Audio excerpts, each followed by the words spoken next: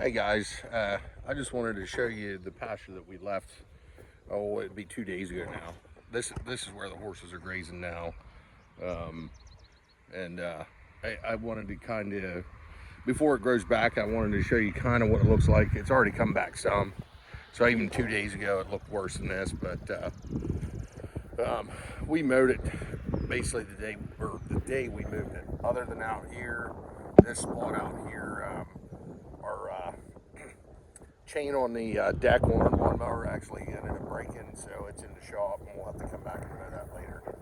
But today is April 14th, so I kind of wanted to be able to show you what it looks like after we grazed it. Now, we were here for 10 days. You can see there's a lot of more manure here and everything, and that's added fertilizer.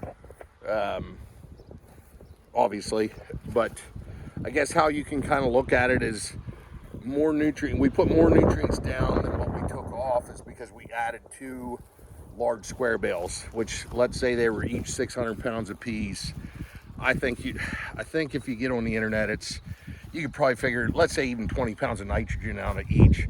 So that's an extra 40 pounds that we threw down on the field than what was there. Now, obviously, yes, the animals do take some of the nutrients off, but I think it's something like 80% of what an animal grazes goes back onto the ground. So when we threw these 2 bales out, hopefully, let's say even what we took off, we put 100% back. So if anything, we should have a zero loss. And then you can kind of see here's where we had the bales. We had one right here and one down there. Now, in the early spring, I will say this: if you're hitting pastures that are getting green, even if they're stockpiled for a year, they're still green coming up in. You need some pretty high quality bales, or they're gonna just reject them. And I shouldn't say you just don't want to give them a really rank bale. Now, in the wintertime, you can do that. Springtime, when there's other grass, they'll just refuse to eat them, and then you're kind of wasting that bale. I shouldn't say you're wasting it. You could spread the bale out, but we'd rather run the hay through them and then back. It goes through the animal and back onto the field than have to spread that bale out. But you can still see there's a decent amount of thatch here. But what we're hoping is that this will put some diversity into the field. Because there was definitely seeds in these bales, so you'll get hopefully like some red clover, orchard, fescue, possibly even some alfalfa, things like that. You'll get something different. Again, these fields here are, I would say they're 90% brome. And what happens here is when you have this thatch down, that can kind of choke your brome out a little bit and give some newer species a chance to get in. Again, brome is tough to get some diversity into them just because it has those rhizomes and it's so aggressive.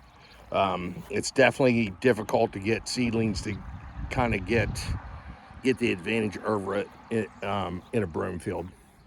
But yeah, what I'm going to do here is in, I don't know, 10 days or something, I'm going to show you the pasture. That's why I wanted to show you it today. And then, I mean, we need rain bad, but so I'm expecting even without rain in 10 days, it'll probably look pretty good. But if we get some rain on this, it's really going to just take off. But I'll put it this way. I've never walked in a yard in April and heard the grass crunching under my feet. It is very dry.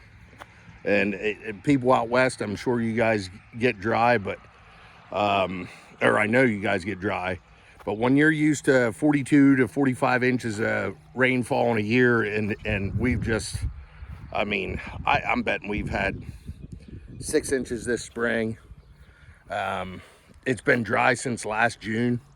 I mean, it's definitely different for us here in the East Coast in terms of You know, we kind of stalk at a rate different than the West Coast, just because here, let's say, even if you're going 2 acres to one animal, if we don't get that rain, I mean, people are gonna definitely start having to either buy in a pile of hay or sell some animals. So, but yeah, I just figured I'd show you guys that. I mean, to me it looks pretty good, but you can see the manure is everywhere again. So kind of like a little manure spreader, your manure spreader has 4 legs. So hey, we'll talk to you later.